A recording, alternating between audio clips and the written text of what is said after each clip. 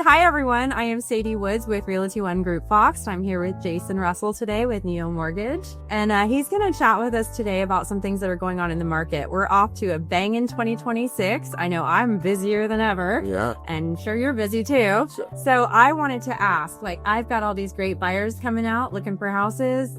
Holidays are over and they want to know, what do they need to be doing first? Yeah, I mean, I think there's three pillars when it comes to qualifying for a mortgage. And those three things are income, assets, and credit. What they should be doing kind of depends on that scenario. Usually when I talk to clients, there's always some, I'm anxious about this, I'm anxious about that. And usually it's one of those areas. You know, that answer might differ for different people as far as what they should be doing. But what I would say is the things not to do would be, let's not open new debt, moving money around. We have to paper trail all funds. Terrible at that. Yeah. And if you do have cash, it's okay. Just talk to your loan professional first to make sure we can filter it in a legal and document them away so as not to have to push out your purchase. So, like gift funds yes. and family members and stuff, it's okay. Yeah, correct. And a lot of times if you have people who have money in a safe or, you know, something like that, which is totally okay. But let's talk about the rules, how much it is, and how to, you know, best get it into the transaction in a legal way. And then the next thing I've been getting and hearing is like, oh man, you know, rates are so high, houses prices are still high. I mean, that's not going anywhere, you guys. This is the market we're in. Yeah. So you might as well get in and earn your equity while you can. But you touched on that at something else I heard, and it was like, over the course of so many years, we have a best return on investment, better than Bitcoin and all that stuff, because those are all very volatile. So please tell us about why real estate's the best investment. Yeah, so we'll talk about Solano County specifically. Solano County, the 63-year average of home price appreciation is 5.3%. So some years we've seen Solano County in the negative. Other years, Solano County's gone up at 20% in one year, but the average is 5.3%. And some people will say to me, if I go to the S&P 500, I get 10%. Bitcoin, gold, silver could potentially be even more than that. But what they're discounting is this concept that we use called leverage. And so, for example, if you put down 10% to buy a home, you're going to get a 5.3% return, not just on your 10%, but the entire value of the house. So if you're buying a $600,000 house in Vacaville and you have 10% to put down, you can choose to take that $60,000, invest it in Bitcoin or anything else that you want, and you would get let's say a 10% return on $60,000. Or I can give you a 5.3% return on $600,000. Yep. Because that's what you get to do through that idea of leverage. Yeah, make that money work better for you. Yeah. Not under your mattress. Not It definitely. doesn't work that way. Not under the mattress. And it's not under my mattress, so don't come looking for it at my house. Absolutely not. Yeah, it's in a safety deposit box. It's in real estate. Yeah, obviously that goes without saying.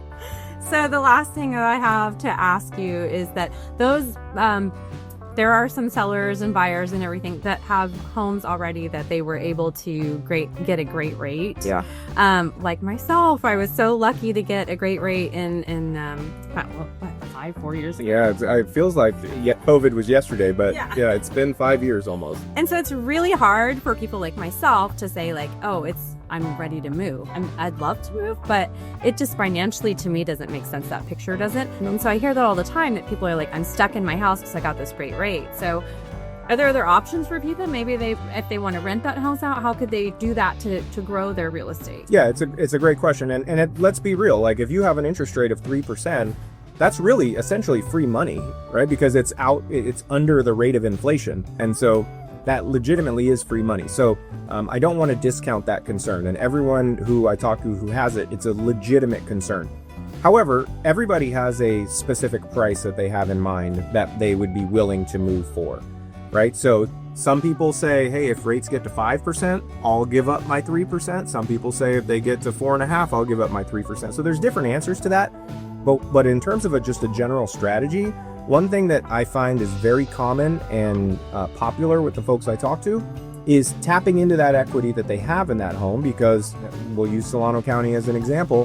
Home prices are up almost 30% since the start of COVID. And so you may have got that interest rate at 3%, 2.75%, but the home values, there's a lot of untapped equity in there. And so what a lot of folks are doing is taking out an equity line of credit or a home equity loan, using that as the down payment for their forward mortgage on this new house that has more room or an extra bigger backyard or whatever the reason they would consider moving.